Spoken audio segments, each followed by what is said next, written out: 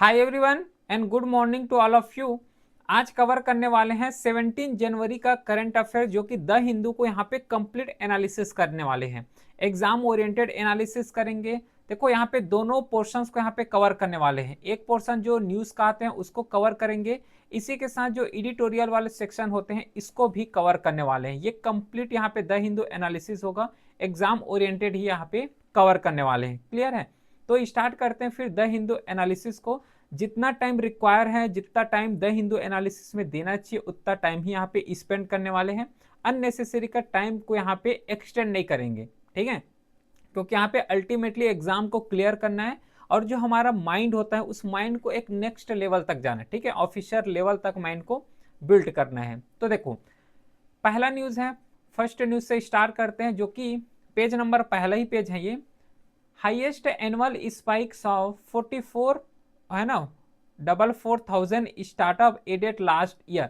Actually इस news को जब कवर करोगे तो यहाँ पे डिस्कस किए गए हैं स्टार्टअप इंडिया जो मिशन है, क्योंकि ये स्टार्टअप इंडिया मिशन को अभी रिसेंटली जो है 10 ईयर्स कंप्लीट हो गए, तो इसीलिए न्यूज़ में यहाँ पे आए हुए हैं 2016 को, क्योंकि 2016 को स्टार्टअप इंडिया लॉन्च किए गए थे और 2026 एट प्रेजेंट चल रहे हैं, तो ये जो है ऑलमोस्ट 10 ईयर्स कंप्लीट हो गए। क्या ऑब्जेक्टिव रहा है स्टार्टअप इंडिया मिशन का? तो इनोवेशन सेक्टर को बूस्ट करना, और एट प्रेजेंट भी देखते हैं कि इनोवेशन सेक्टर थोड़ा सा यहाँ पे बूस्ट हुआ है as compare to previous section. फिर एंटरप्रेन्योर को प्रमोट करना, फिर इन्वेस्टमेंट ड्राइवन इकोनॉमिक्स होना चाहिए, है ना? इकोनॉमिक्स यहाँ पे बिल्ड हो लेकिन वहाँ पे इन्वेस्टमेंट पर्पज से हो। तो ये जो है स्टार्टअप इंडिया एक इनोवेशन फ्लेगशिप प्रोग्राम रहे हैं गवर्नमेंट ऑफ इंडिया का, जो कि मेन ऑब्जेक्टिव इस तरीके से अभी डिस्कस किए हैं। तो 2016 में लॉन्च किए गए थे, है ना? स्टार्टअप इंडिया 2016 में लॉन्च किए गए थे और 2026 तक एट प्रेजेंट आ गए।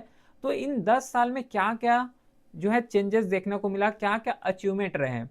तो देखो अचीवमेंट यहाँ पे अच्छा खासा देखने को मिलेगा, जैसे कि ग्रोथ क्या क्या कैसे और कौन से सेक्टर में ग्रोथ हुआ है। तो 2025 में देखोगे तो 44,000 यहाँ पे न्यू स्टार्टअप रजिस्टर किए गए हैं। फिर 2016 में कितने थे? 500 ही स्टार्टअप थे। 2016 में 500 स्टार्टअप और ये डायरेक्टली हाइक हुए कितना? 44,000 स्टार्टअप। तो ये भी एक अचीवमेंट है। एक यूनिकॉर्न इकोसिस्टम को बनाने में बहुत ज़्यादा बूस्ट मिला है इस स्कीम के थ्रू। देखो 2024 में जो है केवल और केवल 4 ही यूनिकॉर्न थे, लेकिन 2025 में जो है 125 एक्टिव यूनिकॉर्न आ गए, ठीक है? ये सब चीज। तो देखो और नेक्स्ट देखते हैं कि इंडिया का ग्लोबल पोजीशंस क्या रहे, क्योंकि यहाँ पे जो न्यूज़ को कवर कर रहे हैं वो करंट को तो कवर करेंगे, उसी के साथ स्टैटिक पोर्शंस को भी कवर करेंगे। तो जो स्टार्टअप इंडिया मिशन है इसका जो ग्लोबल पोजीशन है कि India is now the third largest startup ecosystem in world. अब वर्ल्ड में बहुत सारे जो है डेवलप भी कंट्री हैं, तो उस डेवलप कंट्री को भी यहाँ पे कंपटीशन देने लग गए हैं, दे रहे हैं इंडिया के द्वारा, क्योंकि थर्ड लार्जेस्ट इकोसिस्टम बना लिए गए हैं। लेकिन देखो यहाँ पे थर्ड लार्जेस्ट इकोसिस्टम बनाने में भी बहुत ज़्यादा यहाँ पे चेंजमेंट हुए हैं, क्योंकि 2016 से 2025 में आए हैं, बहुत ज़्यादा चेंजमेंट देखने को मिला है। कौन कौन से चेंजमेंट? सबसे पहले तो माइंड सेट का यहाँ पे शिफ्टमेंट हुआ है। जैसे कि अर्लियर रिस्क टेकिंग डिस्करेजमेंट होता था, जैसे कि होता है ना कि अगर कहीं पे भी इन्वेस्ट करना है, सपोज करो अगर कोई इंडिविजुअल है, प्रीमिटिव इंडिविजुअल है, अगर वो चाह रहा है कि जो स्टॉक मार्केट है वहाँ पे इन्वेस्ट करे, तो स्टॉक मार्केट में इन्वेस्ट करने से पहले वो सोचते हैं, प्रीमिटिव रहेंगे, है ना? तो पहले क्या होता था कि डिस्करेजमेंट होते थे, लेकिन अभी क्या है, नाउ यहाँ पर रिस्क टेकिंग स्टार्ट हो गए। अभी जो है स्टॉक मार्केट हो गया, फिर अदर जितना भी फंड्स हो गए उसमें इन्वेस्ट करना अभी थोड़ा क्या है ईजी हो जाते हैं। लेकिन पहले क्या करते थे कि बहुत ज़्यादा डिस्करेज करते थे, सोचना पड़ता था कि पैसा लगा रहे हैं तो डूब थोड़ा जाए, इस तरीके से। फिर इंटरप्रेन्योरशिप का जो परसेप्शन है ये भी चेंजमेंट हुआ है, जैसे कि thinking beyond monthly salary is socially accepted.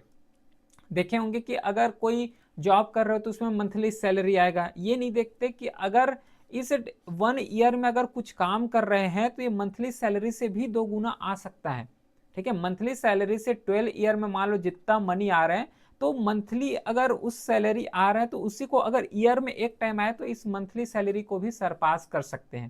तो ये यहाँ पे कुछ परसेप्शन चेंजमेंट देखने को मिला है। तो परसेप्शन चेंज हुआ है, इतना ज़्यादा इनोवेशन बूस्ट हुए हैं, तो गवर्नमेंट का भी बहुत ज़्यादा योगदान रहे हैं, ठीक है? क्योंकि गवर्नमेंट के द्वारा इन्वेस्ट किए गए हैं करोड़ इन्वेस्टेड अभी किए गए हैं, जिससे जितना भी इंफ्रास्ट्रक्चर डेवलपमेंट है उन सब चीज को बूस्ट दे सके। ठीक है, यहाँ पे एक फंड का जिक्र किए गए हैं इस करंट अफेयर्स में कि फंड ऑफ फंड्स 2.0 इसका जिक्र किए गए हैं, और ये इंपॉर्टेंट हो सकते हैं प्रीलिम्स के लिए, या फिर सीएपीएफ का प्रिपरेशन कर रहे हो तो वहां पे जो है इंपॉर्टेंट हो सकते हैं, और इंटरव्यू में एक माइंड लेवल ओपन करने का काम ये न्यूज़पेपर आसानी से कर देंगे। तो जो फंड ऑफ फंड्स 2.0 है, इसे अप्रैल में अप्रूवल किए गए थे, और इसका जो कॉपस था वो 10 करोड़ थे। ठीक है, 10 करोड़ थे। इसका सीधा सा मतलब है कि इन्वेस्ट करना। अब कौन कौन से फील्ड में इन्वेस्टमेंट करोगे? आर्टिफिशियल इंटेलिजेंस फील्ड हो गया, मशीन लर्निंग फील्ड हो गया, क्वांटम टेक्नोलॉजीज हैं, डिफेंस हो गया, एरो स्पेस हो गया। तो इन सब फील्ड में अगर स्पेंड करते हो, सीधी सी बात है कि इन सब फील्ड का जो इंफ्रास्ट्रक्चर है ना, जो सेक्टोरल इंफ्रास्ट्रक्चर है, ये सब चीज जो क्या हो जाएगा, बूस्ट हो जाएगा। ठीक है, तो इसलिए यहाँ पे डिफ टेक या फिर डिफ जो है रिसर्च के लिए, है ना, रिसर्च हो गया, तो इन सब फील्ड के लिए जो है 10 करोड़ यहाँ पे आउटले प्रपोज किए गए थे। क्या और क्यों प्रपोज किए गए थे, इसका रेशन क्या था? तो लॉन्ग गेस्टेशन पीरियड हो गया, जिससे इंफ्रास्ट्रक्चर डेवलपमेंट हो जाए, जितना भी डिलेड जो प्रूफ ऑफ कॉन्सेप्ट होता है, जितना भी डिले प्रोजेक्ट हो रहे हैं उसको भी बूस्ट हो जाए, क्योंकि यहाँ पे 10 करोड़ का आउटले यहाँ पे लाए गए हैं। तो 10 करोड़ का आउटले लाए गए हैं, तो इंफ्रास्ट्रक्चर को बूस्ट होने में बहुत ज़्यादा यहाँ पे हेल्प हो जाएगा। ठीक है, तो सिग्निफिकेंस क्या है इंडियन इकोनॉमी के लिए? क्योंकि इंडियन इकोनॉमी के लिए बहुत ज़्यादा सिग्निफिकेंस है, स्पेशली अगर इस स्टार्टअप मिशन को अगर देखा जाए, क्योंकि स्टार्टअप मिशन डायरेक्टली लिंक कर सकते हो जीएस पेपर से। ठीक है, जीएस पेपर जो कि इकोनॉमिक्स से रिलेटेड है, तो वहां से इसको जो है लिंक कर सकते हैं, तो बूस्ट मिलेगा, ग्रोथ को होगा ही होगा, क्योंकि स्टार्टअप इंडिया में डिफरेंट डिफरेंट प्रोजेक्ट के लिए डिफरेंट आउटले ला रहे हैं, तो आउटले ला रहे हैं तो वहां से जो है इकोनॉमी बूस्ट होगा। उसी के साथ जो एम्प्लॉयमेंट जनरेशन देखने को मिलेगा, क्योंकि इकोनॉमी बूस्ट हो रहा है तो डायरेक्टली जो है पॉजिटिव इंपैक्ट पड़ेगा किसमें? एम्प्लॉयमेंट में। अगर इंफ्रास्ट्रक्चर डेवलपमेंट करोगे तो उसके लिए भी एम्प्लॉय चाहिए, अब उसके लिए एम्प्लॉय हायर करोगे तो उसका जो एम्प्लॉयड होगा वो कंफर्म हो जाएंगे। ठीक है, सैलरीज पर्सन हो जाएगा।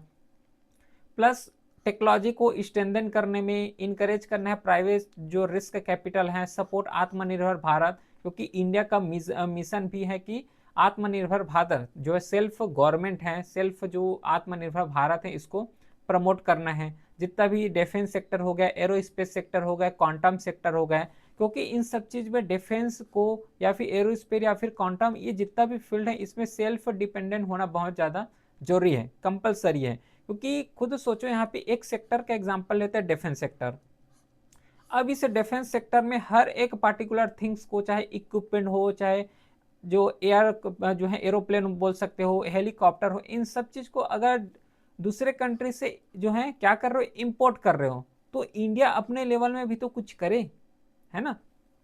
तो आत्मनिर्भर भारत में भी जो है बहुत ज्यादा सिग्निफिकेंस होगा। तो यहाँ पे एक क्वेश्चन है, ठीक है, मेंस आंसर, या फिर इसको एज अ क्वेश्चन की तरह यूज कर सकते हो, या फिर इनरिचमेंट के लिए एज अ कोड की तरह भी यूज कर सकते हो। इसका आंसर जो है राइट करना है, इसका आंसर यहाँ पे लिखना है। समझ आ गया पहला न्यूज। नेक्स्ट न्यूज है कि European Union leaders to be chief guest as a Republic Day function. देखो यहाँ पे एक्चुअली एक चीज माइंड में रखना कि प्रीवियसली जितना भी रिपब्लिक डे सेलिब्रेट किए गए हैं उसमें किसी ना किसी कंट्री के जो लीडर हैं, जैसे कि प्रेसिडेंट हो गए, जैसे कि प्राइम मिनिस्टर हो गए, इसको इनवाइट करते थे। ठीक है, लेकिन इस साल क्या किए गए हैं कि कोई एक ऑर्गेनाइजेशन है, जैसे कि यहाँ पे यूरोपियन यूनियन एक ऑर्गेनाइजेशन है, तो यूरोपियन यूनियन के ऑर्गेनाइजेशंस के लीडर को यहाँ पे इनवाइट किए गए हैं। तो इसलिए जो है ये न्यूज़ यहाँ पे बहुत ज़्यादा इंपॉर्टेंट होते हैं। और स्टैटिक पोर्शंस के लिए याद रखना कि हर साल जो है एवरी ईयर जो है रिपब्लिक डे फंक्शंस में हर एक किसी ना किसी कंट्री के जो इंपॉर्टेंट लीडर होते हैं उसको इनवाइट किए जाते हैं। क्यों इनवाइट किए जाते हैं, क्या इसका स्ट्रेटजिक इंपॉर्टेंट है ना, हर एक चीज़ को यहाँ पे डिस्कस करते हैं। लेकिन इतना यहाँ पे याद रखना कि जो रिपब्लिक डे होते हैं हर साल किसी न किसी कंट्री के जो इंपॉर्टेंट लीडर होते हैं उसको इनवाइट करते हैं, लेकिन इस साल जो इनवाइट कर रहे हैं कोई ऑर्गेनाइजेशंस के लीडर को इनवाइट कर रहे हैं। तो इस पॉइंट को यहाँ पे याद रखोगे। बाकी चीफ गेस्ट किसको इनवाइट कर रहे हैं, तो एंटोनियो कोस्टा हो गया, जो कि प्रेसिडेंट है यूरोपियन काउंसिल का, मतलब यूरोपियन यूनियन जो उसमें एक ऑर्गेनाइजेशन है, एक हेड है यूरोपियन काउंसिल, उसका जो प्रेसिडेंट है एंटोनियो कोस्टा, इसको यहाँ पे जो है इनवाइट किए गए हैं। फिर प्रेसिडेंट जो यूरोपियन कमीशन का प्रेसिडेंट है उसको इनवाइट किए गए हैं। अब मेन पॉइंट ये आता है कि इनवाइट क्यों किए जा रहे हैं। ठीक है, चलो ठीक है इनवाइट कर रहे हैं, लेकिन क्यों किए जा रहे हैं, क्या उसका जो है इंपॉर्टेंस है। तो इंपॉर्टेंस यहाँ पे बहुत ज़्यादा है। जैसे देखो, अगर कोई भी कंट्री के हैं या फिर कोई भी ऑर्गेनाइजेशंस के अगर लीडर को इनवाइट कर रहे हो, मतलब एक तो जो फ्रेंडशिप है उस फ्रेंडशिप को जो है बहुत ज़्यादा बूस्ट कर रहे हो, फ्रेंडशिप बहुत ज़्यादा बूस्ट होगा। उसी के साथ जो इकोनॉमिक कॉर्पोरेशन होगा वो बहुत ज़्यादा देखने को मिलेगा, क्योंकि फ्रेंड्स बन रहे हो, है ना, एक कंट्री दूसरे कंट्री के फ्रेंड्स बन रहे हो, तो इकोनॉमिक थोड़ा कॉपरेशन बहुत ज़्यादा हो जाएंगे। अगर जैसे कि कोई वहाँ पे डिफेंस से रिलेटेड कोई इक्विपमेंट अगर प्रोक्योरमेंट कर रहे हो, तो डिफेंस से रिलेटेड इक्विपमेंट अगर वहाँ पे बन रहे हैं तो उसको प्रोक्योर कर सकते हो। वहाँ पे जो फ्री ट्रेड एग्रीमेंट है उस पर्टिकुलर कंट्री के साथ या फिर ऑर्गेनाइजेशन के साथ, उसके साथ इसको परफॉर्म कर सकते हो फ्री ट्रेड एग्रीमेंट को। तो बहुत ज़्यादा यहाँ पे एडवांटेजेस होते हैं, जैसे कि डिफेंस या फिर सिक्योरिटी रीजन हो गया, है ना। मैरीटाइम डोमेन में जो है एक्सरसाइज कंडक्ट करके यहाँ पे कॉपरेशन बना सकते हो। टेक्नोलॉजी एंड सप्लाई चेन के थ्रू यहाँ पे जो है कॉपरेशन कर सकते हो। फिर रूल बेस्ड इंटरनेशनल ऑर्डर, जैसे कि होता है ना कि यूरोपियन यूनियन या फिर जो यूरोपियन नेशंस हैं तो वहाँ पे जनरल असेंबली होता है, तो जनरल असेंबली में या फिर यूनियन सिक्योरिटी काउंसिल है तो वहाँ पे 5 परमानेंट मेंबर हैं। तो 5 परमानेंट मेंबर है, तो और इसमें से एक परमानेंट मेंबर जो कि इंडिया नहीं है, लेकिन इंडिया यहाँ पे क्या कर रहे, डिमांड कर रहे हैं। तो इंडिया डिमांड कर रहे हैं, लेकिन अगर इंडिया का अगर रिलेशन जितना यूरोपियन यूनियन है उसके साथ अगर अच्छा बनाते हो, तो यूरोपियन यूनियन क्या कर सकते हैं जनरल असेंबली में कि इंडिया को फेवर कर सकते हैं कि इंडिया को यहाँ पे वेटो का या फिर पावर देना चाहिए, या फिर यूरोपियन सिक्योरिटी जो काउंसिल है उसमें इंडिया को एज अ परमानेंट मेंबर मिलना चाहिए। तो इस तरीके से फेवर कर सकते हैं। तो हर एक फील्ड में बहुत ज़्यादा यहाँ पे एडवांटेजेस होते हैं। कुछ स्टैटिक पोर्शंस के लिए याद रखना कि जो सेंट्रल थीम रखे गए हैं रिपब्लिक डे 2026 के लिए, क्योंकि आज तो है 17 जनवरी, ठीक है, और 2026 जो है आने वाले हैं, तो 150 ईयर्स ऑफ वंदे मातरम ये जो है इसका थीम रहा है, क्योंकि वंदे मातरम को भी 150 ईयर्स कंप्लीट हो गए हैं। तो यहाँ पे कल्चरल रिप्रेजेंट किए जाएंगे, 6 स्टेट के डिफरेंट डिफरेंट जो आर्ट है कल्चर है उसको परफॉर्म किए जाएंगे, प्लस उसी के साथ जितना भी स्टेट हैं वो जो है आर्टिस्टिक डिपिक्शन वहाँ पे किए जाएंगे। 26 जनवरी को कंडक्ट होगा कर्तव्य पाथ न्यू दिल्ली में, और ड्यूरेशन रहने वाले हैं 90 मिनट्स का। ठीक है, तो इतना सब चीज़ वहाँ पे परफॉर्म कर रहे हो। 26 में यहाँ पे परेड किए जाते हैं, या फिर उसी के साथ जो है यूरोपियन यूनियन के जो हेड है प्रेसिडेंट उसको इनवाइट कर रहे हैं, तो कुछ तो यहाँ पे सिंबॉलिक रिलेशन होगा। तो सिंबॉलिक यहाँ पे बहुत ज़्यादा रिफॉर्मेशन या फिर सिंबॉलिक जो है फेन देखने को मिलता है। कौन कौन सा, एक तो वीआईपी जो कल्चर होते हैं इसको यहाँ पे इनवेन होगा, क्योंकि क्यों देखो यहाँ पे जो परेड डिस्क्लोज किए जाएंगे आफ्टर इंडियन रिवर्स के नाम में, है ना, बीटिंग रिट्रीट सेरेमनी कंडक्ट किए जाएंगे, इंडियन म्यूजिकल इंस्ट्रूमेंट को यहाँ पे कंडक्ट किए जाएंगे, जो कि रिफ्लेक्ट करेगा डेमोक्रेटिक इकोस को, डेमोक्रेटिक इकोस को यहाँ पे रिफ्लेक्ट करेगा। और जो डेमोक्रेटिक इकोस हैं, डेमोक्रेटिक का मतलब क्या होता है, by the people for the people, है ना, डेमोक्रेटिक गवर्नमेंट। तो डेमोक्रेटिक मतलब डायरेक्टली जो आम जनता है या फिर जनता के द्वारा इलेक्ट किए जा रहे हैं। तो ये वीआईपी जो कल्चर होता है इसको इंड करेगा, ये शोकेस करने वाले हैं। प्लस कल्चरल को यहाँ पे इंक्लूसिवनेस मिलेगा, कल्चरल परफॉर्मेंस होगा, उस कल्चर को एक इंपॉर्टेंट सिंबल के रूप में रिप्रेजेंट किए जाएंगे, तो ऑटोमेटिकली वीआईपी जो कल्चर है वो नेग्लेक्ट होगा। प्लस जो इगालिटेरियन पब्लिक ट्रेडिशन है इसको भी यहाँ पे रिफ्लेक्ट किए जाएंगे। ठीक है, और कुछ इंपॉर्टेंट यहाँ पे जो शोकेस किए जाएंगे उसमें मिलिट्री शोकेस भी किए जाएंगे 26 जनवरी को, जिसमें से फर्स्ट टाइम डिस्प्ले किए जाएंगे भैरव बैटालियन के द्वारा, है ना, फिर शक्तिबान रेजिमेंट हो गया, द्रोण शक्ति हो गया, इन सब के द्वारा जो है मिलिट्री शोकेस किए जाएंगे। यूनिवर्सल रॉकेट को यहाँ पे लॉन्चर शोकेस किए जाएंगे, इंडियन आर्मी इनोवेशन को शोकेस किए जाएंगे कि क्या क्या इंडियन आर्मी में जो है बेस्ट टू बेस्ट यहाँ पे इम्प्रूवमेंट हुआ है। और न केवल जो है इंडियन आर्मी के द्वारा शोकेस किया जाएंगे, इंटरनेशनल मिलिट्री कॉपरेशन भी है, क्योंकि इंटरनेशनल मिलिट्री का भी पार्टिसिपेशन इस कर्तव्य पाथ में देखने को मिलेगा, जो कि कौन कौन से हैं, यूरोपियन नवल का जो है कंटीजेंट हो गया जो कि पार्टिसिपेट करेंगे फर्स्ट टाइम जो यूरोपियन नवल कंटीजेंट है या फिर यूरोपियन नवल जो ऑफिसर्स हैं उसके द्वारा यहाँ पे फर्स्ट टाइम इंडिया में पार्टिसिपेट किए जाएंगे। अब देखो, अब ये जो लोग हैं मिलिट्री से रिलेटेड हैं, ये इंडिया में पार्टिसिपेट कर रहे हैं, तो बहुत ज़्यादा कुछ यहाँ पे क्लू मिलेगा, बहुत ज़्यादा इसमें सिग्निफिकेंट होंगे। तभी तो पार्टिसिपेट कर रहे हैं। तो ये जो नवल डिप्लोमेसी है इसको बूस्ट मिलेगा। इंडिया यूरोपियन यूनियन का जो मैरीटाइम कॉपरेशन है उसको बूस्ट मिलेगा। उसी के साथ जो सिक्योरिटी इंटरेस्ट है ये भी यहाँ पे सिंबल करेंगे शेयर सिक्योरिटी इंटरेस्ट को। कल्चरल एंड सेरेमोनियल एलिमेंट भी यहाँ पे शोकेस किए जाएंगे, क्योंकि ये opening performance by 100 culture artist के द्वारा, और 100 कल्चर आर्टिस्ट जब कर्तव्य पात में शोकेस किए जाएंगे तो इसका डायरेक्टली इम्पैक्ट पड़ेगा डाइवर्सिटी को, और डाइवर्सिटी को इम्पैक्ट पड़ेगा वो भी पॉजिटिव इम्पैक्ट पड़ेगा, क्योंकि पूरे यहाँ पे डाइवर्सिटी को शोकेस कर दोगे, है ना। 100 कल्चरल आर्टिस्ट को शोकेस करना मतलब ये ग्लोबल लेवल में ये सिग्निफाई करता है कि India is a diversify country है ना। उसी के साथ जो है use of Indian and martial music instrument भी यहाँ पे कंडक्ट किए जाएंगे। समझ आ गया। चलो कुछ यहाँ पे बैंड्स एंड फिलिप्स भी लिखे हुए हैं, जैसे कि हेलीकॉप्टर अपाचे हो गया, LCH हो गया, LAH हो गया, ये सब चीज को यहाँ पे डिस्प्ले किए जाएंगे। ठीक, ये न्यूज समझ आ गया। नेक्स्ट न्यूज की तरफ इंटर करते हैं। वो है democratic institution need to be transparent. अभी रिसेंटली जो है 28 कॉन्फ्रेंस कंडक्ट किए गए थे स्पीकर प्रिसाइडिंग ऑफिसर्स का। ठीक है, कॉमनवेल्थ कहाँ पे कंडक्ट हुआ था? न्यू दिल्ली में कंडक्ट हुआ था, इसको याद रखोगे। ठीक है, फ्राइडे को इसको कंडक्ट किए गए थे। तो इस जो सेशन है conference of speakers and presiding officers का जो सेशंस है, इसे जो हेड करने का काम किए गए थे प्रेजेंट जो लोकसभा स्पीकर है ओम बिरला, इसके द्वारा। ठीक है, अब इसी का एक स्टेटमेंट दिए गए हैं कि जो डेमोक्रेटिक इंस्टीट्यूशन है, जितना भी डेमोक्रेटिक इंस्टीट्यूशन है, इसको ट्रांसपेरेंट होने की जरूरत है। अब इसका मतलब क्या होता है, थोड़ा सा वन बाय वन करके कवर करते हैं। बैकग्राउंड समझ आ गया कि क्या है कि जो CSPOC है, मतलब जो conference of speaker and presiding officer हैं, इसको कंडक्ट किए गए थे। ठीक है, चलो इतना समझ आ गया। अब जब ये प्रिसाइड कर रहे थे तो जो लोकसभा स्पीकर है ओम बिरला, इसके द्वारा कुछ यहाँ पे ऑब्जर्वेशंस किए गए हैं। उस ऑब्जर्वेशंस को समझना, क्योंकि यहाँ पे मेंस में आंसर राइट करने के टाइम कोट कर सकते हो इसको। तो pillar of strong democratic institution remain strong and relevant. जो डेमोक्रेटिक इंस्टीट्यूशन है अगर इसको स्ट्रांग बनाना है, रेलेवेंट बनाना है, तो कुछ जो पॉइंट है उसको माइंड में रखना पड़ेगा। कौन कौन से? पहला कि जो डेमोक्रेटिक इंस्टीट्यूशन है वो ट्रांसपेरेंट होना जरूरी है, क्योंकि डिसीजन मेकिंग अगर ले रहे हो, डिसीजन मार्क कर रहे हो, डिसीजन मेक कर रहे हो, तो उसके लिए ऐसा नहीं कि कुछ 2-4 पीपल वही डिसीजन ले रहे हैं, बाकी अदर पर्सन जो प्रिसाइडिंग है उसको पता ही नहीं चल पा रहा है।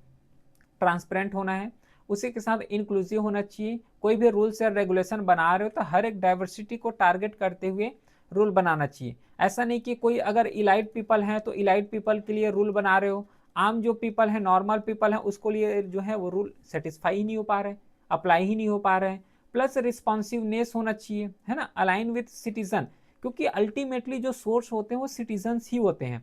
सिटीजन ही इलेक्ट करके जा रहे हैं, सिटीजन ही इलेक्ट किए हैं, तो अल्टीमेटली जो वर्क करोगे, रूल्स एंड रेगुलेशन बनाओगे, वो सिटीजन्स के लिए बनाओगे, जो नॉर्मल पीपल हैं उसके लिए बनाओगे। उसी के साथ अकाउंटेबल होना चाहिए, है ना, रिस्पॉन्सिबल टूवर्ड्स पीपल होना चाहिए, पीपल के प्रति यहाँ पे रिस्पॉन्सिबल होना चाहिए। तो पहला यहाँ पे एक की ऑब्जर्वेशंस किए गए हैं स्पीकर्स के द्वारा।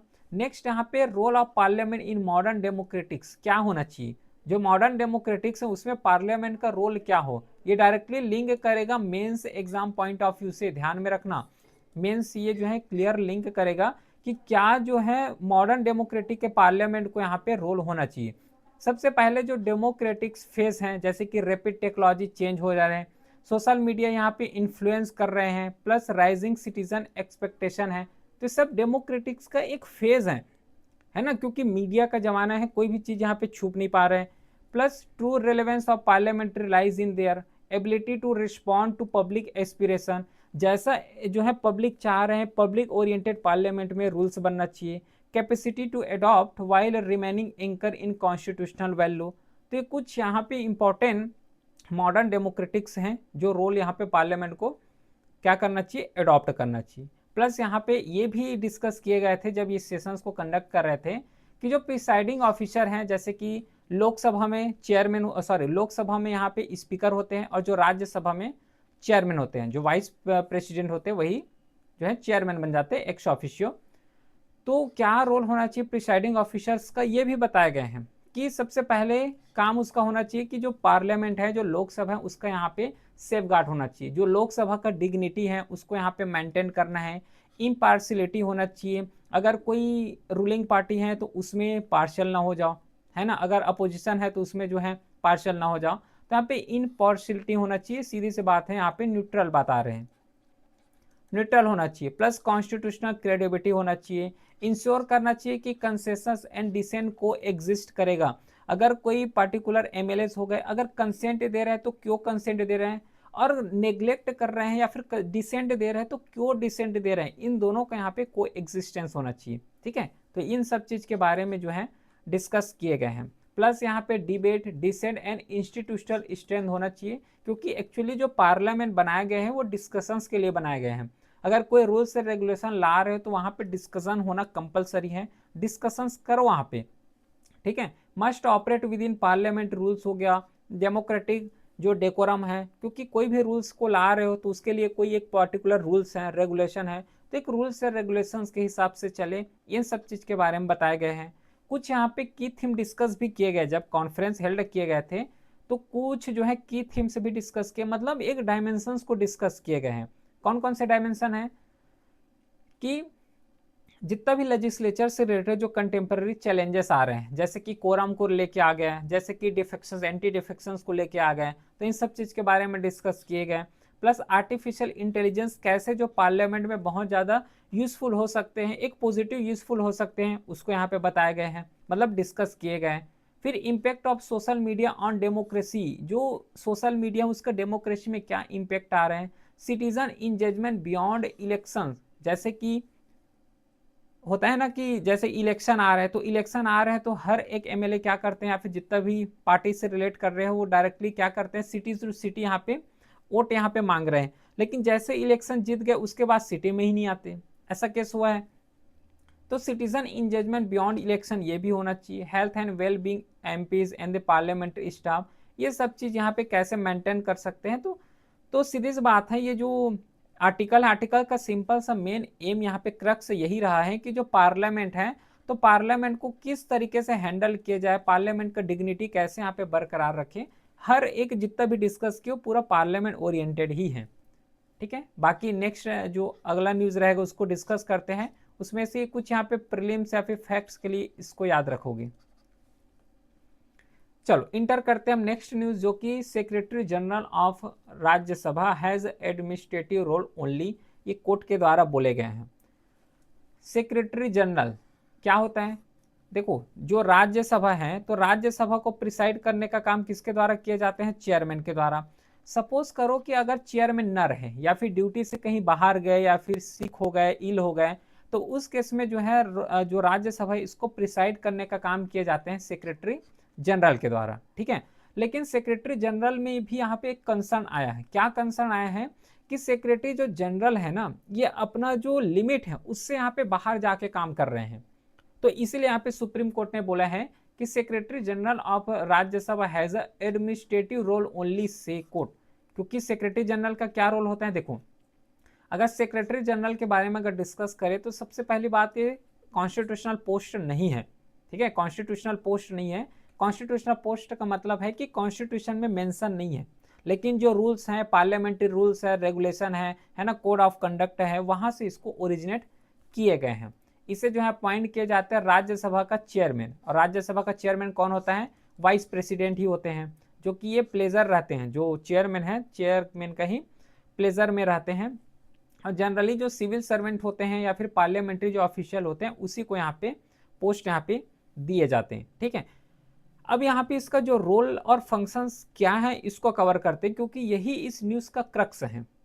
एडमिनिस्ट्रेटिव फंक्शन में क्या होता है कि ओवरऑल जो एडमिनिस्ट्रेशन होता है राज्यसभा सेक्रेटरी का, उसको कंडक्ट करने का काम, जो चेयरमैन हो गए, डिप्टी चेयरमैन हो गए, इसको असिस्ट करने का काम सेक्रेटरी जनरल के द्वारा किए जाते हैं। प्लस नोटिस हो गया उसको प्रोसेस करना, क्वेश्चन मोशंस को प्रोसेस करना, बिल को प्रोसेस करना, इसी के द्वारा किए जाते हैं।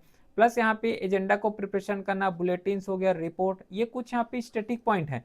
इन सब में इसका रोल होता है। कुछ यहाँ पे एडवाइजरी भी रोल होते हैं, जैसे कि पार्लियामेंट्री रूल से रिलेटेड एडवाइजर करना, प्रोसीजर प्रोसीडिंग हो गया। लेकिन ध्यान रखना, जो सेक्रेटरी जनरल होते हैं इसका जब एडवाइस दिए जाते हैं तो ये बाइंडिंग भी नहीं होते, इस पॉइंट को याद रखोगे, ये बाइंडिंग नहीं होते।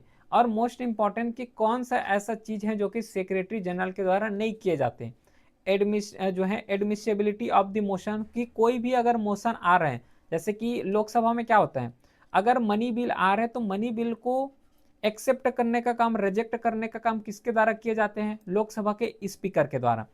लेकिन यहाँ पे राज्यसभा में भी वही सेम कॉन्सेप्ट है कि अगर कोई भी मिशन है या फिर कोई मोशन उसको एडमिट करना है या फिर एक्सेप्ट करना है कि इस मोशंस के रेस्पेक्ट में डिस्कस करेंगे, तो इसको करने का काम केवल चेयरमैन के पास होता है, सेक्रेटरी जनरल के पास नहीं होता।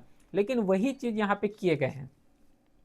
क्रक्स समझ आ गया बैकग्राउंड कि क्या है, कि जो ड्राफ्ट डिसीजन इसको एक्सेप्ट कर लिए गए और एक्सेप्ट किए तो सुप्रीम कोर्ट के द्वारा बोले गए हैं कि जो एडमिनिस्ट्रेटिव रोल है उसी को यहाँ पे परफॉर्म किया जाना चाहिए सेक्रेटरी जनरल के द्वारा। समझ आ गया न्यूज़ कैसा है। हालांकि ये जो देखो, इस क्लास का जो पूरा स्लाइड है टेलीग्राम चैनल में भी अपलोड हो जाएगा, प्रिंटेबल फॉर्मेट में भी अपलोड होगा और स्लाइड भी, तो वहाँ से भी इसको एक्सेस कर सकते हो। और कोई भी डाउट हो तो व्हाट्सएप नंबर भी दिया हुआ है, तो इसमें भी मैसेज कर सकते हो। बाकी इंटर करते हैं नेक्स्ट न्यूज़ की तरफ, जो कि इंडिया और यूरोपियन यूनियन के बीच यहाँ पे फ्री ट्रेड एग्रीमेंट हुए हैं, पैक्ट साइन किए गए हैं, जो कॉमर्स मिनिस्टर हैं पीयूष गोयल उसके द्वारा। सबसे पहले ये समझो कि जो फ्री ट्रेड एग्रीमेंट होता है ये एक्चुअली में है क्या। फ्री ट्रेड एग्रीमेंट इसका सिंपल सा मतलब यही होता है कि कोई भी टैरिफ है, कोई भी अगर रेट लगा रहे हो, इंटरेस्ट लगा रहे हो, तो उस सब चीज में जो है रिड्यूस कर देना। कैसे, अगर सपोज करो यहाँ पे इंडिया और यूरोपियन यूनियन के बीच फ्री ट्रेड एग्रीमेंट हुआ है, तो इन दोनों कंट्री के बीच अगर फ्री ट्रेड एग्रीमेंट हुए हैं तो इससे क्या होगा कि अगर कोई सामान है उसको अदर कंट्री में सेल करोगे तो 5% का यहाँ पे इंटरेस्ट देना पड़ेगा। ठीक है, सपोज एग्जांपल ले रहा हूँ, 5% इसमें ज़्यादा देना पड़ेगा। लेकिन अगर इंडिया और यूरोपियन के बीच अगर फ्री ट्रेड एग्रीमेंट हो जाता है तो दोनों के म्यूचुअल अंडरस्टैंडिंग के हिसाब से जो है, मान लो 2% का ही टैरिफ लगा दिए या फिर 2% का फ्री ट्रेड एग्रीमेंट कर लिए, तो इसका मतलब क्या हो रहा है कि टैरिफ हो गया, इस सब चीज़ को रिड्यूस करना। ठीक है, पैक्ट किए जाते हैं दो कंट्री या फिर दो से ज्यादा country to reduce and eliminate tariff and non tariff barrier, जितना भी बैरियर हो गया। कुछ ऐसे भी होते हैं, अगर कोई फार्मास्यूटिकल सेक्टर है तो फार्मास्यूटिकल के सेक्टर के जितना भी कोई कंट्री जो है इंपोर्ट करेगा, मान लो 50% इंपोर्ट कर सकते हैं। लेकिन अगर फ्री ट्रेड एग्रीमेंट कंडक्ट हो गया तो बोल सकते हो कि 70% 80% यहाँ पे एक्सपोर्ट हो सकते हैं या फिर इंपोर्ट कर सकते हैं। तो इससे क्या होगा कि दोनों नेशंस को यहाँ पे बहुत ज़्यादा फायदा होगा। तो वही बोले हैं कि जो पैक्ट है ये मदर ऑफ ऑल डील्स हैं, ये वर्ड बोले गए हैं। क्यों मदर ऑफ ऑल डील्स हैं, इसका सिग्निफिकेंस है क्योंकि ये बहुत सारे डाइवर्सिटी को कवर करते हैं, जैसे कि गुड्स सेक्टर हो गया, सर्विस सेक्टर हो गया, इन्वेस्टमेंट सेक्टर हो गया, इंटेलेक्चुअल प्रॉपर्टी हो गया, फिर सस्टेनेबिलिटी स्टैंडर्ड हो गया। तो मोस्टली जो सेक्टर होता है, इंपॉर्टेंट जो सेक्टर होते हैं, हर एक सेक्टर को यहाँ पे कवर कर रहे हैं। इसलिए बोले गए हैं कॉमर्स मिनिस्टर के द्वारा कि जो इंडिया और यूरोपियन यूनियन का जो फ्री ट्रेड एग्रीमेंट है ये मदर ऑफ ऑल डील्स है। समझ आ गया, बस यही यहाँ पे है। फिर इंडिया जो फ्री ट्रेड एग्रीमेंट 2014 से यहाँ पे यूरोपियन यूनियन के साथ है, ध्यान में रखना, साइन किए गए हैं विथ डेवलप इकोनॉमिक, जैसे कि यूनाइटेड किंगडम हो गए, यूनाइटेड अरब इमिरेट हो गए। न केवल यूरोपियन यूनियन अदर कंट्री के साथ भी स्टार्टेड हैं। वही बताया ना कि जो फ्री ट्रेड एग्रीमेंट होते हैं या तो दो कंट्री के साथ होते हैं या फिर दो से अधिक कंट्री के साथ यहाँ पे होते हैं। कुछ sectoral logistics of the deal, जैसे कि इंडिया इंटरेस्ट में आईटी एंड डिजिटल सर्विस हो गए, क्योंकि मोस्टली अदर कंट्री में जितना भी आईटी सेक्टर का जो पर्सन देखोगे वो इंडियन ओरिजिन है या फिर इंडियन ही लोग हैं। फार्मास्यूटिकल हो गए, सबसे ज़्यादा जो इंडिया के द्वारा एक्सपोर्ट किए जाते हैं वो आईटी और सर्विस सेक्टर हो गया। नेक्स्ट में फार्मास्यूटिकल सेक्टर है, फिर टेक्सटाइल एंड गारमेंट हो गया, स्किल प्रोफेशन हो गया। ये कुछ इंपॉर्टेंट फील्ड हैं, इंपॉर्टेंट सेक्टर हैं, इंडिया के द्वारा इन सब चीज़ का एक्सपोर्ट किए जाते हैं। ठीक है, इस पे जो न्यूज़ है इसको लिंक कर सकते हो जीएस पर 2 और 3 से, जैसे कि अगर कोई भी कंट्री फ्री ट्रेड एग्रीमेंट कर रहे हैं तो क्या क्या इंपॉर्टेंट जो है इम्पेक्ट होगा। सबसे पहले बात की जो एक्सपोर्ट है, जो एफडीआई है, ये इसका क्या मिलेगा, एफडीआई मतलब फॉरेन डायरेक्ट इन्वेस्टमेंट, तो इन सब चीज़ को यहाँ पे बूस्ट मिलेगा। उसी के साथ जो ग्लोबल वैल्यू चेन है ये यहाँ पे क्या होगा, इंटीग्रेशन होगा, क्योंकि यूरोपियन यूनियन यहाँ पे है, एक इंडिया है, तो इसमें जो कल्चरल एक्सचेंज है ना, कल्चरल एक्सचेंज के साथ different exchange, defence exchange, technology exchange, इन सब चीज़ में जो है बहुत ज़्यादा हेल्पफुल होगा। उसी के साथ डाइवर्सिफिकेशन होगा from over dependence on a few market, जैसे कि कुछ फ्यू मार्केट हैं, अब इस फ्यू मार्केट से अलग जो है अदर मार्केट में जा रहे हो, मतलब इसमें जो डिपेंडेंट बहुत ज़्यादा है उसको आप यहाँ पे डाइवर्सिफाई करो, मतलब रिड्यूस कर रहे हो। Plus green and the advance technology यहाँ पे एक्सेस होगा। Strategic balancing and global trade fragmentation, इन सब चीज़ में बहुत ज़्यादा इंपॉर्टेंट रोल प्ले होगा। ठीक है, न्यूज़ समझ आ गया। इंटर करते हैं आप एडिटोरियल की तरफ। एडिटोरियल को भी यहाँ पे कवर करना है, जिसपे से पहला एडिटोरियल है वो है कि India interest can be secure only by एजर्सन of is strategic autonomy. ये जो न्यूज़ है, ये जो एडिटोरियल बहुत ज़्यादा इंपॉर्टेंट है। क्यों बहुत ज़्यादा? क्योंकि अभी जो है रिसेंटली देखे होंगे कि जो यूएस हैं इन्होंने वेनेजुला को यहाँ पे कैप्चर कर लिए हैं। वेनेजुला में यहाँ पे क्या है, अनलॉफुल एक्शन किए गए। ठीक है, beginning with the US unlawful action in Venezuela. तो जो यूएस है प्लस ये वेनेजुला तो एक एग्जाम्पल है, इन्होंने इंडिया के साथ जो टैरिफ को 50% कर दिए हैं। तो यूएस एज अपने लेवल में जो है सुपर पावर है, तो एज अ सुपर पावर अपने लेवल में या फिर सुपर पावर होने के हिसाब से जो है पूरे वर्ल्ड में अगर डोमिनेशन करना चाह रहे हैं, तो उस डोमिनेशन में इंडिया अपने को कैसे एज अ ऑटोनॉमी यहाँ पे बिल्ड कर सके, बस यही न्यूज़ यहाँ पे कवर करना है। ठीक है, तो अभी रिसेंटली जो यूएस के द्वारा जो जितना भी इंटरफ्रेंस देखने को मिला है, जैसे कि चैलेंज आ रहे हैं, क्या चैलेंज है कि इंटरनेशनल लॉ को इन्होंने जो है वायलेट कर रहे हैं यूएस जो है, प्लस नॉन इंटरफेरेंस कर रहे हैं, प्लस प्रिंसिपल ऑफ सॉवरेनिटी, ये कुछ यहाँ पे की चैलेंजेस हैं।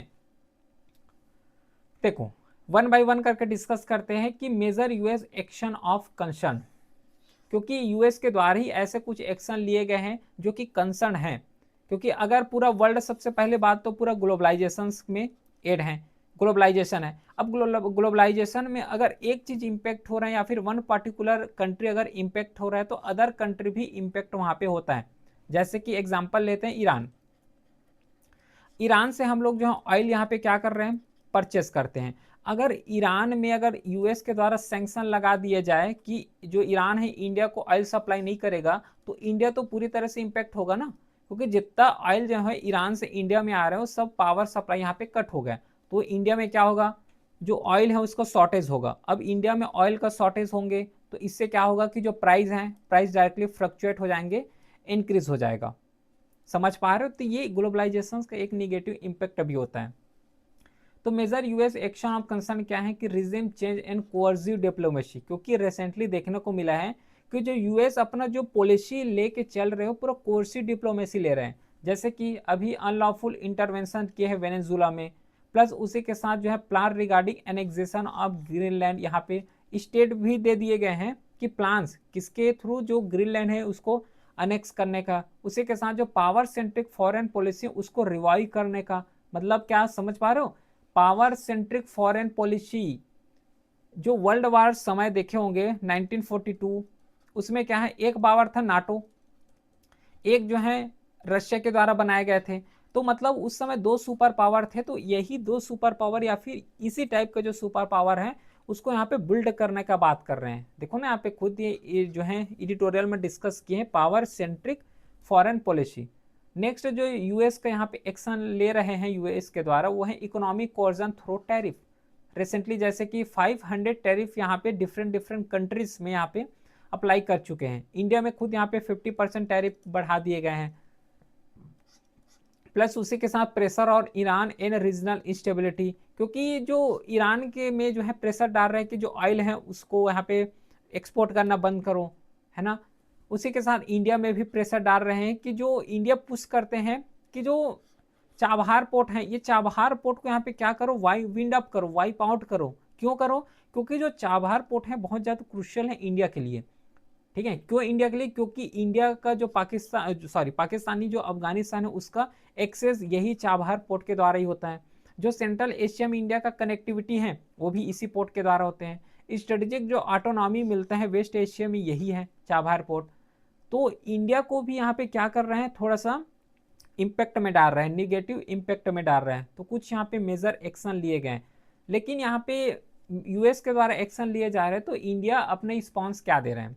तो इंडिया जो है डीपली यहाँ पे कंसर्न दिए गए हैं, डीपली कंसर्न कर रहे हैं। ठीक है, नो लेकिन यहाँ पे कोई एक्सप्लिसिट कंडेमनेशन कंडेम नहीं किए गए हैं, जैसे कि इंटरनेशनल लॉ को वायलेट कर रहे हो या फिर अदर कंट्री को थ्रेट क्यों कर रहे हो, इस तरीके से जो है ऑफिशियली स्टेटमेंट नहीं दिए गए हैं। इस पॉइंट को यहाँ पे याद में रखोगे, यही कुछ यहाँ पे इसमें न्यूज रहे हैं।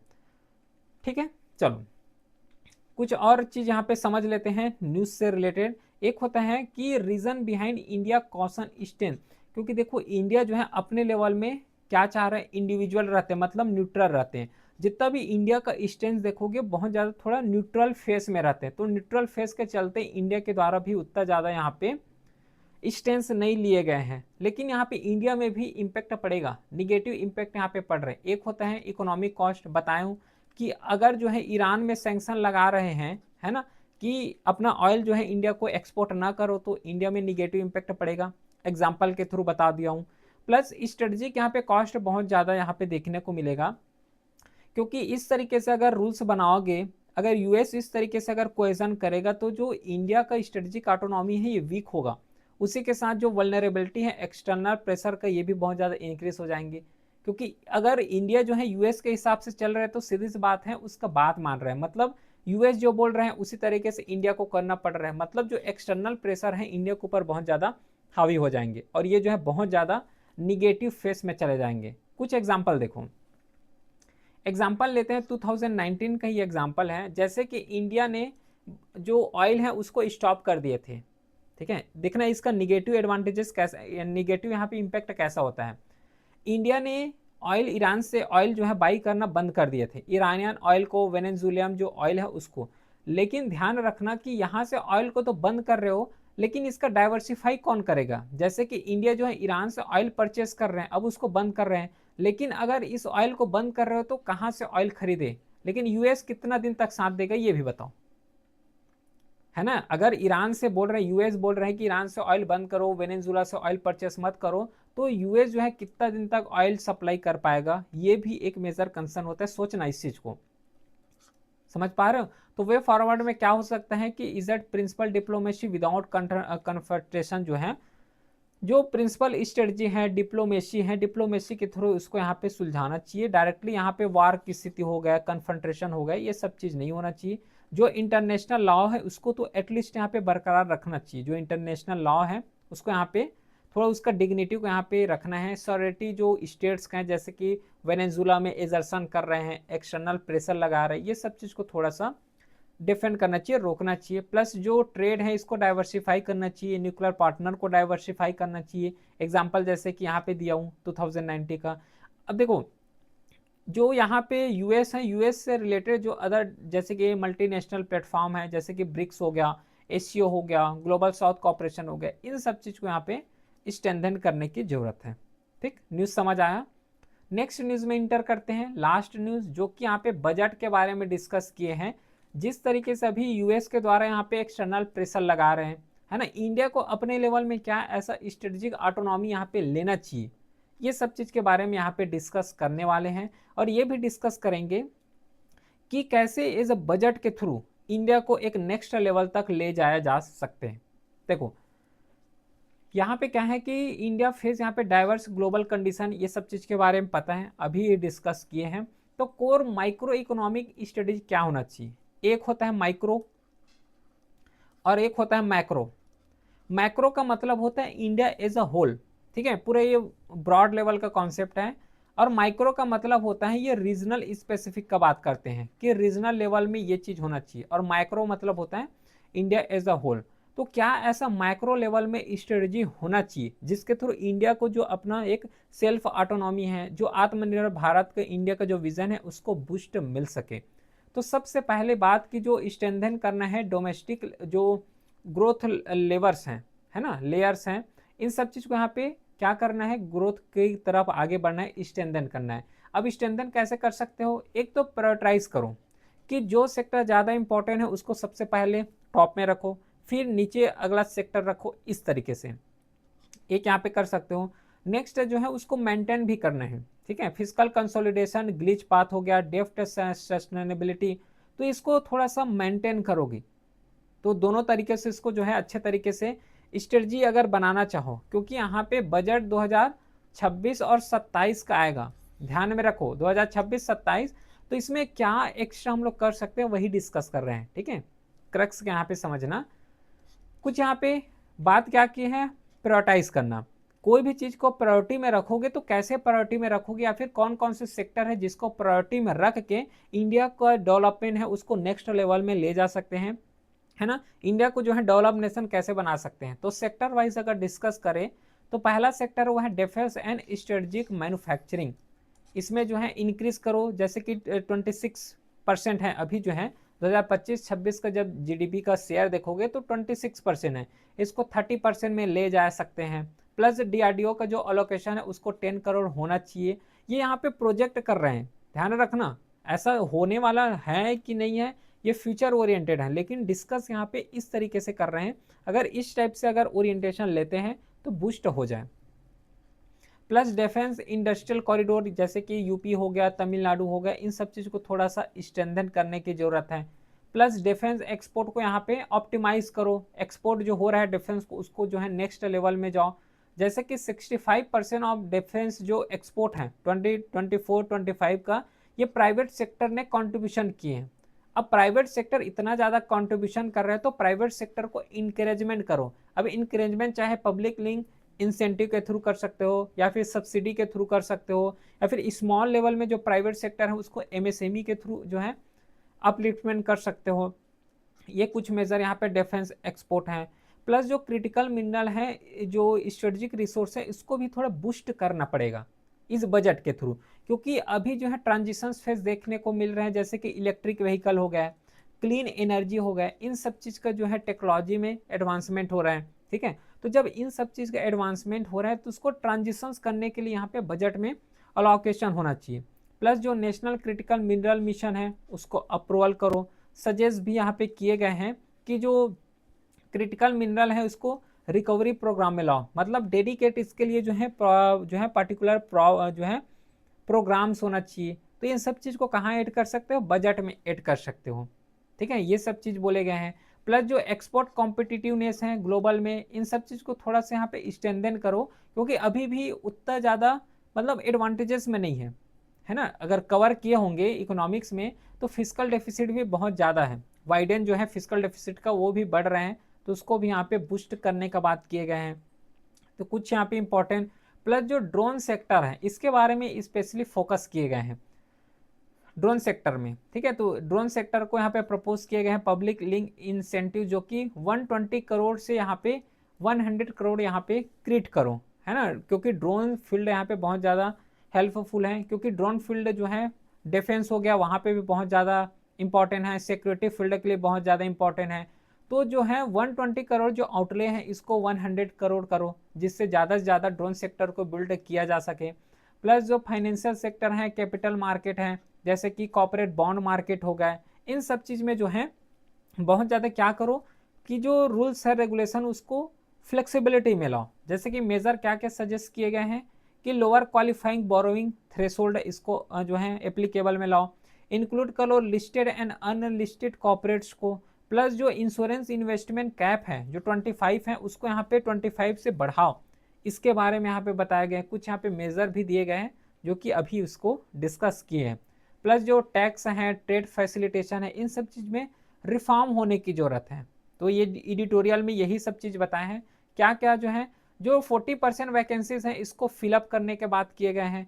जो हाई पिच असेसमेंट है, जो ओल्ड केसेस हैं जो 5 ईयर्स, उसको जो है प्रायोरिटाइज करना है, उसको सेटल करना है, चाहे हायर कोर्ट के थ्रू या फिर इसके लिए स्पेशल कोर्ट यहाँ पे इस्टेब्लिश कर लो, उसके थ्रू यहाँ पे जो है केसेस को प्रायोरिटाइज किया जा सकते हैं। तो बजट में इसके बारे में बताया है।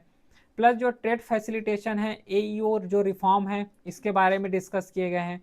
कस्टम टैरिफ रेशनलाइजेशन है जो कि continue reform initiated in previous budget, क्योंकि पहले भी इसके बारे में डिस्कस किए गए थे लेकिन उसमें रिफॉर्म नहीं लाए गए।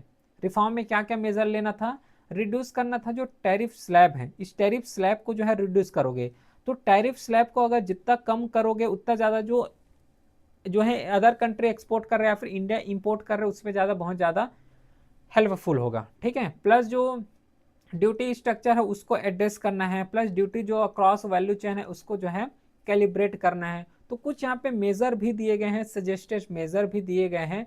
तो ये जो है सेक्टर वाइज अभी डिस्कस किए हैं कि क्या क्या सेक्टर वाइज को प्रायोरिटाइज करोगे, जिसके थ्रू जो इंडिया के जो बजट है उसमें कॉपरेट करके इनकॉर्पोरेट करके इंडिया को एक नेक्स्ट लेवल या फिर हर एक फील्ड में जो है आत्मनिर्भर भारत यहाँ पे बना सकते हैं। तो अगर ओवरऑल थोड़ा सा अगर समरी देखे तो यहाँ पे क्या है समरी कि जो फिजिकल प्रूडेंट है, जो ग्रोथ ओरिएंटेशन, इसी के बारे में डिस्कस किए हैं। पॉलिसी यहाँ पे सर्टेनिटी होना चाहिए, स्ट्रक्चर रिफॉर्म यहाँ पे कंटिन्यू हो, प्लस यहाँ पे कॉम्पिटेटिवनेस होना चाहिए अक्रॉस ऑल सेक्टर में। अगर ये सब चीज होता है तो इससे रिलेटेड कुछ एक्सपेक्टेड आउटकम भी दिए गए हैं, जो कि प्राइवेट सेक्टर को जो है क्राउडिंग हो जाए, स्ट्रेंथन हो जाएगा, डोमेस्टिक जो डिमांड है वो स्ट्रेंथन हो जाए, प्लस जो ग्लोबल कॉम्पिटेटिवनेस है ये भी इनहेंस हो जाएगा, और जो हाई ग्रोथ ट्राजेक्ट्री है कि जितना ग्रोथ ले रहे हैं, जैसे कि 7.6% ग्रोथ रेट है, तो इसको जो है क्या कर सके, बूस्ट मिल सके।